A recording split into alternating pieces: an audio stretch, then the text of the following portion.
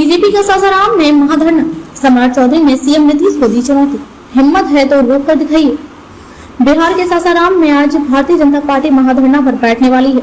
इस धरना से पहले ही पार्टी के प्रदेश अध्यक्ष सम्राट चौधरी ने सीएम नीतीश कुमार को चैलेंज देते हुए कहा था कि अगर हिम्मत है तो वे रोक कर दिखाएं। इस चैलेंज के बाद आज बुधवार 3 मई को सासाराम में महाधरना होने जा रहा है। सम्राट चौधरी भी इस धरना में शामिल होंगे। इसको लेकर हलचल बढ़ गई है। बीजेपी के पूर्व विधायक को किया गया है गिरफ्तार।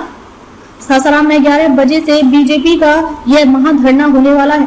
इस धरना में पार्टी के बड़े नेता रहेंगे। बीजेपी के पूर्व विधायक जवाहर प्रसाद को सासाराम हिंसा मामले में गिरफ्तार किया गया है।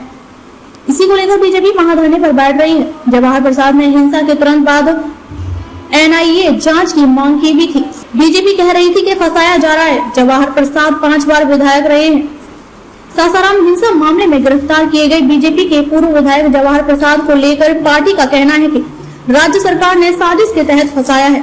सम्राट चौधरी ने यह कहा कि सासाराम में हिंसा के 1 महीने बाद उपद्रव के खिलाफ आवाज उठाने वाले को पुलिस ने गिरफ्तार किया है। इसका मतलब है कि नीतीश सरकार केंद्रीय गृह मंत्री अमित शाह के कार्यक्रम को रद्द करना चाहती है।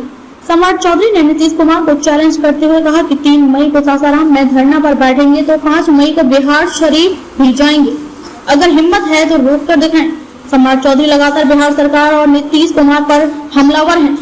मंगलवार को बेगूसराय में आयोजित एक कार्यक्रम में उन्हें बिहार के सीएम का चेहरा भी बताया गया। लोगों से गिरिराज सिंह ने नारा लगवाया कि बिहार का सीएम कैसा हो, तो लोगों ने जवाब दिया सम्राट चौधरी जैसा हो।